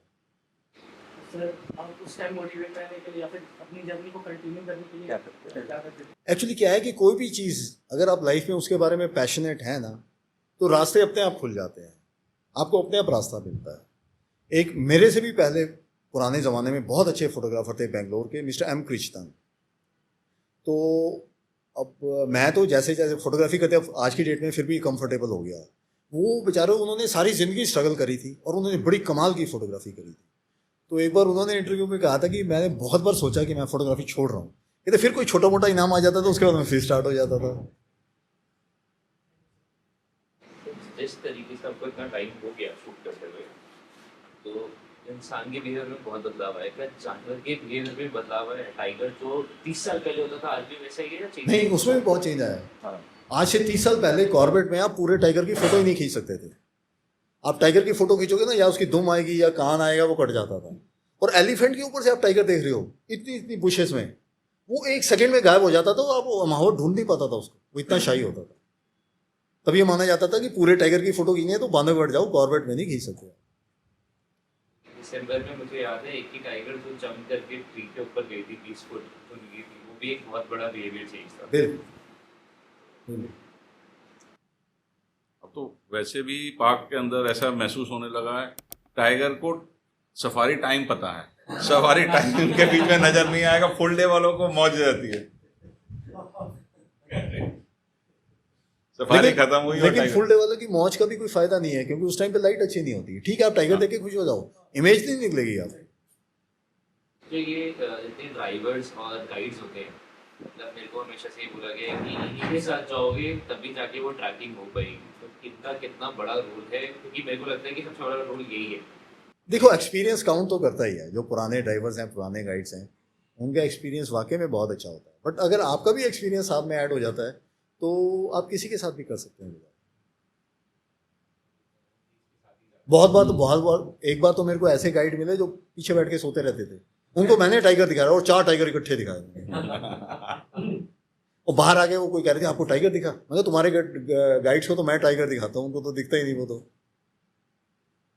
वैसे करंट अगर देखा जाए जो सिनेरियो है गाइड्स का, वो तो बहुत ही क्वालिटी डाउन हो गई। पहले आज से 10-12 साल पहले शायद हो सकता है बेटर हो, लेकिन फिलहाल जो गाइड हैं वो तो ऐसे हैं जो 2 महीने की ट्रेनिंग लेके आए हैं, आके गाड़ी में बैठ गए हैं और वो कुछ नहीं करते, उसे बाइनोकुलर लगा के आपको सिर्फ बेवकूफ़ बनाते हैं कि हम देख रहे हैं। ढूंढना तो अपने आप ही पड़ता है, ऐसे लोग भी या तो ड्राइवर ढूंढेगा या फिर जो गेस्ट है वो अपने आप ढूंढेगा। देखिए एक बेसिक आप प्रिंसिपल बना लीजिए, जब भी जंगल में जाएंगे ना, आप अपने फेलो पैसेंजर से या ड्राइवर से या गाइड से बात नहीं करेंगे। ज़्यादातर लोग बतियाना शुरू हो जाते हैं गाड़ी में बैठ के।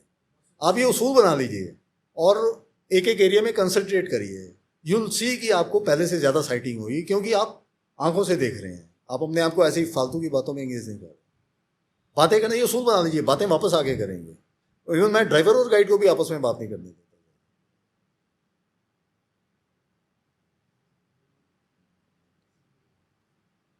Sir, what is tougher as per your experience, photographing mammals or photographing birds? Depend करता है आपको क्या फैसिनेट करता है और एट द सेम टाइम आपके पास क्या इक्विपमेंट है।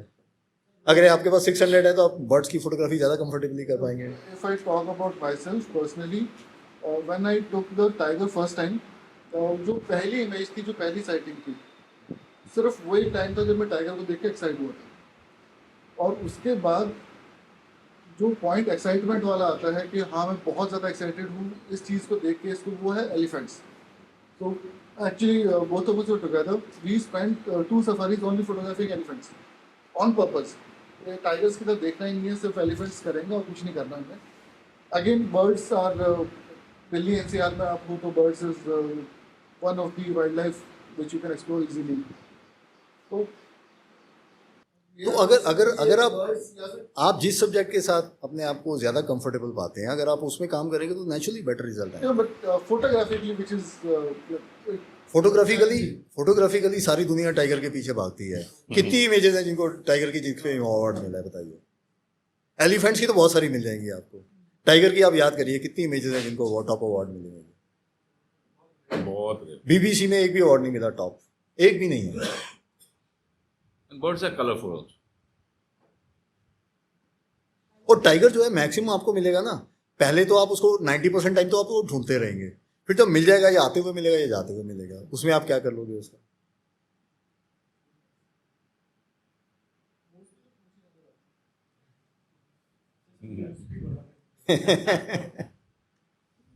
I will share a very small incident. It was 1980. I went to Tarupa forest. और हम रात को गाड़ी देखी and I was driving the car. नई नई गाड़ी सीखी थी और मैं कुछ पता नहीं था, अंदर से घबराई हुई थी पर बाहर से शो कर रही थी I am courageous.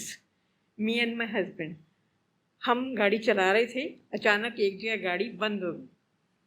It was dark और जब गाड़ी की हेडलाइट सामने पड़ी, बिल्कुल जैसे आप बैठे हैं इतनी दूर में और पेड़ के नीचे पैंथर, ब्लैक पैंथर। हम बिल्कुल फ्रीज हो गए, वो हमें देख रहा था, हम उसको देख रहे थे एंड थोड़ी देर देखते रहे।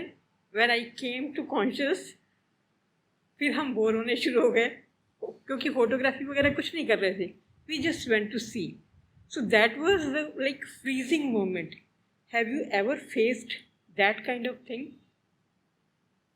नहीं, मैंने अपने आप को बहुत मेहनत से ट्रेन किया कि मैंने उसकी साइटिंग को एंजॉय नहीं करना, मैंने ऐसी इमेज खींचनी है जिसको देख के सारे लोग एंजॉय कर सकें। तो हमेशा वो एम रहता है। हाँ। तो ऐसा नहीं हुआ। Actually, we went without cameras. So that was the moment I just froze there. मैं अगर मैम के क्वेश्चन को रिएक्ट करूँ तो कोई ऐसा मोमेंट रहा सर आपकी लाइफ में इतने पीरियड में कि जहाँ पे आपका मन करा हो कि कैमरा नीचे रख के आप बस उस मोमेंट को एंजॉय करें? नहीं, मेरा हमेशा ना इंटेंशन ये रहती है कि जो भी अगर कुछ यूनिक या ऑर्डिनरी जो भी मेरे सामने हो रहा है, अगर मैं उस एक्सपीरियंस को कैप्चर करके बाकी लोगों के साथ शेयर करूं तो उसका इम्पैक्ट कहीं ज़्यादा आएगा। मतलब जो चीज़ अकेला मैं as a selfish person enjoy करूंगा वो बाकी लोग भी एंजॉय कर पाएंगे। तो मेरा हमेशा से वो इंटेंशन रही है। अब जैसे ये पेगासस की इमेज है, इसको मैं नहीं एंजॉय कर पाया क्योंकि वो तो इतनी फास्ट हुई थी, बट जब वो कैप्चर हुई तो सब लोग हैरान हो कि ऐसी इमेज भी हो सकती है जो कि इमेजिन भी नहीं की जा सकती। कैमरा के पीछे हैं तो एंजॉयमेंट तो होती नहीं, क्योंकि कंसंट्रेशन इतनी ज़्यादा रहती है और आप फोटो खींचने में, शूट करने में इतने बिजी रहते हैं, तो यू रियली डोंट एंजॉय करना है, कैमरा रख दें and then we move in the wild. नहीं, आई बिलीव कि जब आप नेक्स्ट स्टेज पे जाएंगे, मे बी 5-10 साल के बाद, तो वो स्टेज आएगी कि जब आप उसको खींच भी रहे हैं और एंजॉय भी कर रहे हैं। वो हर एक डिफरेंट स्टेजेस होती हैं फोटोग्राफी में। फोटो ना खींचने का ज़्यादा दुख है। नहीं, उससे भी ज्यादा दुख होता है कि मैं नहीं खींच पाया और इन्होंने खींच ली। अपना दुख ज्यादा दुख नहीं होता, तब पता चलता है क्या हो रहा था। वो है ना, अपना दुख ज्यादा दुख नहीं होता, दूसरे का सुख ज्यादा दुख होता है। वो दिखाना कि कैंटीन में बदल रहा है। मेरे को तो मैं तो टाइम के साथ इतना मैच्योर हो गया कि बहुत अच्छी फोटो भी खींच के ना, मैं उसके बाद बिल्कुल ऑर्डिनरी होता हूँ। मैं कभी फोटो दिखाता भी नहीं। दिखाना कि कैंटीन का दुख बढ़ता है। सर, आपने जर्नीज की बात करी, तो जर्नी एंजॉय करनी चाहिए। आपके हिसाब से how big A group is big enough? कितने लोग जो हैं, अगर आप एक जा रहे हैं जर्नी पे या एक एक्सपीडिशन पे, कितने लोग आपको लगता है कि कितने लोग बहुत ज़्यादा हैं? 2 अच्छे होने चाहिए, 2 से ज़्यादा, 3 होने चाहिए, 4? देखो, ये आपकी चॉइस है। आपने लोगों पे ध्यान ही नहीं देना, लोगों पे कंसंट्रेट ही नहीं करना। मतलब क्योंकि जिप्सी से 1-2 लोग हटाना चाहते हैं। एक्सपीरियंस नहीं, जिप्सी की बात नहीं है, वैसे भी वाइल्ड में जाते हैं तो एक ये होता है कि आप अगर जैसे मान लो बर्ड फोटोग्राफी कर रहे हैं लोग, तो हम 5, 6, 7 लोग हैं, तो वहाँ पे वो डिस्टर्बेंस के चांसेस अपने आप बढ़ जाते हैं। तो पर्सनली आई फील दैट 3 और 4 people are more than enough. हाँ, छोटा ग्रुप हो तो actually they should be like minded people. ऐसा नहीं कि मेरे को अगर इमेज मिल गई तो मैं आगे जाके बर्ड को उड़ा दूँ, बाकियों को ना मिले, ऐसा नहीं होना चाहिए। और मैंने जो फोटोग्राफी सीखी, हम सोसाइटी में जाते थे ना, तो जीप में 4-5 लोग होते थे। अब मेरा इक्विपमेंट भी सबसे इन्फीरियर होता था, और मुझे मालूम है कि जो इमेज मैं खींच रहा हूँ वो 4 लोग और भी खींच रहे हैं, तो मैं उसको कैसे इंप्रूव कर सकता हूँ? वो एडिशनल प्रेशर होता था मेरे ऊपर। हाँ, तो आप उसको ऐसे चैलेंज दीजिए कि जो ऑब्वियस है वो तो सब खींच रहे हैं, आप उसको कैसे डिफरेंट कर सकते हैं? इस बात के ऊपर मैं आपको बताना पसंद करूंगा कि जैसे किसी जंगल में जाते हैं, तो अब इतने साल हो गए तो बहुत लोगों को जानते हैं, तो जाके पता करते थे, ढींगरा जी भी पता करते थे कि कौन कौन आया हुआ है। तो एक बार कोई बात हुई, कंपटीशन की बात हुई, तो कहते हैं अपना कंपटीशन तो मैं अपने साथ लेके चलता हूँ, क्योंकि मैं उनके साथ होता था। But I think that is a best resource to keep yourself motivated and elevated कि मैं क्योंकि साथ में ही कंपटीशन है तो मैं कुछ और नेक्स्ट बेस्ट लेके आऊँ। हाँ, वो भी है। और एक्चुअली जब मैंने फोटोग्राफी स्टार्ट करी ना, उस समय बहुत सारे BBC वगैरह में कॉम्पिटिशन्स में ऐसे पिक्चर्स आती थी जिसमें 2 फोटोग्राफर्स का नाम होता था, क्योंकि वो दोनों एज ए टीम काम करते थे। अब शटर तो एक ही बंदा क्लिक करेगा, 2 नहीं क्लिक करेगा। तो मुझे ये बात उस समय पे कुछ ऑड लगी। तो वहाँ पे नेचुरल हिस्ट्री म्यूजियम में एक बंदा था जिसके डबल वो थी बाईलाइन, तो मैंने उनसे पूछा कि इसकी क्या वजह है। तो उन्होंने मेरे को बताया कि उन्हें मतलब रिमोट एरियाज़ में जाके काम करना होता है, और बहुत सारे अप्स एंड डाउन्स होते हैं, मूड स्विंग्स होते हैं, कभी काम अच्छा लगता है, कभी नहीं लगता। तो उसमें कहते हैं कि जो दूसरा बंदा है ना, वो आपकी इमोशनल सपोर्ट बनता है। कभी आप डाउट में है तो वो आपके डाउट्स क्लियर कर देगा, तो इस तरह से आपका फोकस जो है बना रहता है। नेविगेटर होता है रेस में। नहीं, स्पॉट तो दोनों को करना पड़ेगा, आपको आलसी नहीं होना है वहाँ पे। बट कई बार होता है कि टीम के साथ हो रहा है, हाँ, naturally 4 eyes are better than 2 eyes। तो सर, ऐसी जगह पे आपके डिस्कशंस क्या होते हैं जब आप ट्रैवल में होते हैं? मान लो आप यहाँ से कॉर्पोरेट जा रहे हो या कहीं, वो जो जर्नी है उसमें डिस्कशंस क्या होते हैं? कुछ भी हो सकती है। फोटोग्राफिक होते हैं या फिर नहीं, कुछ भी हो सकता है। ये भी हो सकता है कि रास्ते में मैकडी आएगा, वहाँ बर्गर खाएंगे। क्योंकि आई रिमेम्बर लास्ट ईयर नवंबर में हम तीनों थे, हमारे साथ में एक और डॉक्टर चंदन, हम चारों गए थे चोपता बर्ड्स के लिए स्पेसिफिकली। और लास्ट मतलब पूरा हमारा ट्रिप खत्म हो गया, we started back for Delhi. सुबह 6:30 बजे निकले, 6:32 पे हमारी गाड़ी के सामने लेपर्ड टूट गए थे रोड के ऊपर। अगर वो चीज़ नहीं होती है, I am very much sure कि ये सो रहा होता, मैं भी सो रहा होता पूरे रास्ते वापस। लेकिन वो 2 सेकंड की जो सेटिंग हमें लेपर्ड की हुई वहाँ पे, उस पूरे रास्ते को 12 घंटे के रास्ते को उस लेपर्ड ने जिंदा कर दिया। वी केम डिस्कसिंग लाइक क्या क्या सिनेरियोस हमने बना लिए होंगे उस पूरे रास्ते में। ऐसा होता तो ये हो जाता, और जब तक जर्नी खत्म हुई होगी आप तीनों लेपर्ड एक्सपर्ट हो। सर टाइगर या एलिफेंट की आप फोटोग्राफी करते हैं, जैसे बैकलाइट है, उसमें आप फोटोग्राफ आपने खींचा, और कैसे आप डिसाइड करते हैं कि उसमें ये कलर रखना चाहिए या ब्लैक एंड व्हाइट रखना चाहिए? नहीं, शूट तो आप ड्रॉ करते हैं तो डजंट मैटर आपने कलर रखना ब्लैक एंड व्हाइट करना। नहीं, किसी को अगर आपने ब्लैक एंड व्हाइट किया, हाँ। तो ऐसा क्या चीज उसमें देखते हैं कि इसको ब्लैक एंड व्हाइट करना चाहिए, ऐसा आप सोचते हैं? अब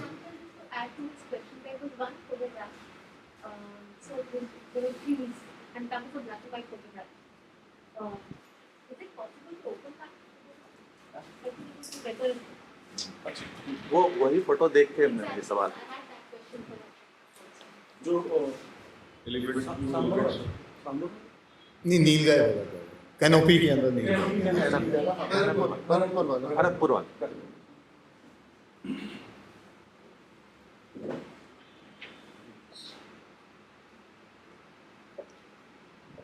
मुझे लगता है जिसमें लाइट और कंट्रास्ट का जो ज़्यादा खेल होता है, इवन कलर में भी, उसको ब्लैक एंड व्हाइट करने में और ज़्यादा वो निखर के आता है।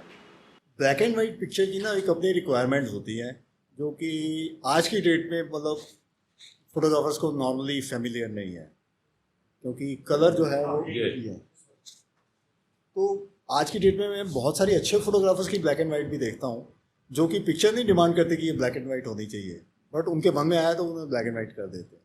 बट ब्लैक एंड वाइट में क्या होता है कि एक तो कंट्रास्ट का मेजर प्ले होता है, दूसरा टोन्स, उसमें जितनी ज़्यादा टोन्स हैं, तो जैसे विंटर्स में आपको बहुत सारी टोन्स मिलती हैं अगेंस्ट लाइट अप, तो वो पिक्चर जो है वो ज़्यादा सूटेबल रहती है।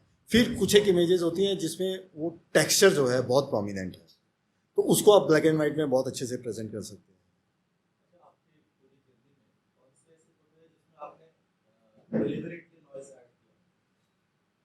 मैंने नहीं किया, क्योंकि नॉइज जो है ना, ऐसे विनियट भी है, लोग आमतौर पे ऐड करते हैं, but I would like to tell you कि अगर आप किसी भी कैमरा की प्रोफाइल करेक्शन करेंगे फोटोशॉप में तो आप देखेंगे कि उसके कॉर्नर्स लाइट हो जाएंगे, है ना। तो वो एक विनियट जो है एक्चुअली डिफेक्ट होता था फोटोग्राफी में, जिसको उसमें एडवांटेज ढूंढी और उसको कि हाँ भाई वो सब्जेक्ट पे कंसंट्रेट करेगा लाइटिंग को और वो अच्छा लगेगा। ठीक है, कई जगह पे वो करेगा, बट वो आप उसको पहले वो उसका वो जो है प्रोफाइल इंप्रूव करके उसको हटा देते हैं और फिर विनियट करके वापस ऐड कर देते हैं, तो you gain nothing. White balance sir auto रखनी चाहिए या अकॉर्डिंग टू सिचुएशन रखनी चाहिए? मैं उसको नॉर्मली डे लाइट ही रखता हूँ, क्योंकि अगर वो येलो है तो मैं येलो देखना पसंद करूँगा, अगर वो ब्लू है तो ब्लू देखना पसंद करूँगा। फील्ड पे आईएसओ जो सिलेक्शन है, मान लीजिए हमने ऑटो रख लिया या मैनुअल हम रख के चल रहे हैं, does it makes any effect on the processing? और क्योंकि रॉ है तो कोई फर्क नहीं पड़ता? नहीं, इमेज की आईक्यू पे तो फर्क पड़ेगा। ओके, तो ऐसा नहीं है कि हमने ऑटो पे खींच लिया और प्रोसेसिंग करने लगे तो सेम एक फोटोग्राफ को हम रेप्लिकेट। ऑटो जो है ना एक कन्वीनियंट ऑप्शन दे देता है आपको, बट अगर आप उसको मैनुअली राइट करेंगे तो डेफिनेटली आपकी नॉलेज और स्किल कहीं तो काम आएगी ना उसमें, उसको थोड़ा सा तो एलिवेट कर देगी, थोड़ा सा एलिवेट प्लस आ जाता है।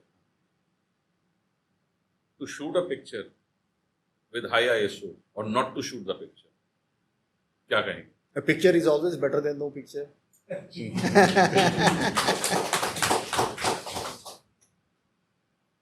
पिक्चर का होना बहुत इंपॉर्टेंट है, और हो सकता है आज की डेट में हम इतनी सारी नॉइज रिमूव कर पाते हैं, कल को और टेक्नोलॉजी बेटर हो जाएगी तो बिल्कुल सॉलेस हो जाएगी।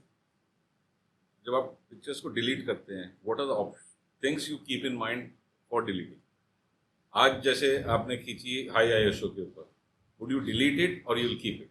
If it's a good picture, I'll keep it. Not just because it is high ISO or you No, are going no. to delete. ISO उसमें कोई कंसर्न नहीं है, जब मैं डिलीट कर रहा हूँ तो जस्ट मैं इमेज के एलिमेंट्स देख रहा हूँ।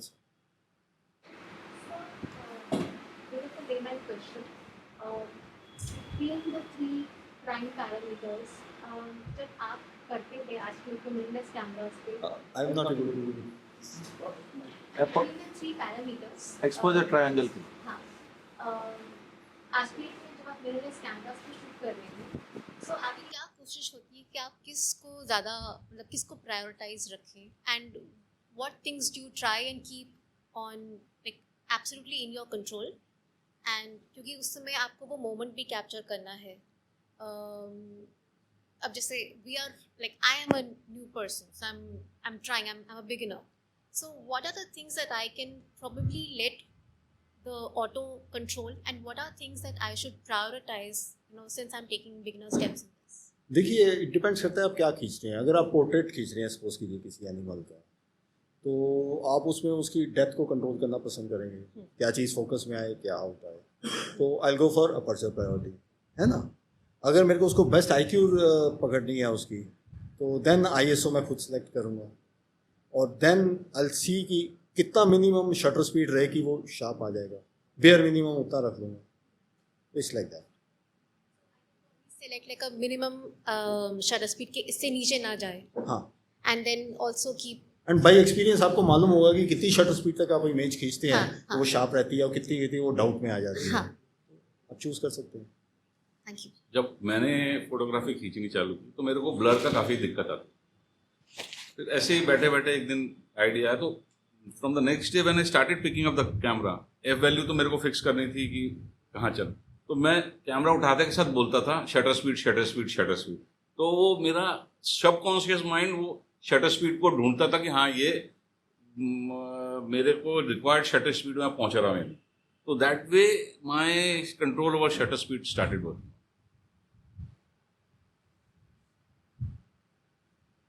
दो ब्रांड्स, दो इकोसिस्टम्स रखना कितना प्रैक्टिकल है? प्रैक्टिकल नहीं, आप मोमेंट मिस करेंगे. आप दो ब्रांड्स की बात कर रहे हैं, मैं दो डिफरेंट कैमराज, एक ऑटो फोकस है एक मैनुअल फोकस है, वो मैंने ट्राई किया, मैं नहीं कर पाया. या एक कैमरा मिररलेस ले लूँ और एक DSLR ले लूँ, मैं नहीं कर पाऊंगा. मेरे पास 100 रुपए है तो इन्वेस्ट कितना रुपए में बॉडी में करूँ और कितना लेंसेज? हमेशा लेंस. देखिए जो लेंस है ना वो आपके आने वाले 10 साल चलेगा और जो बॉडी है वो सिर्फ 3 साल चलेगी. 3 साल में वो ऑब्सोलीट हो जाएगी. तो आपकी चॉइस है. Lens always.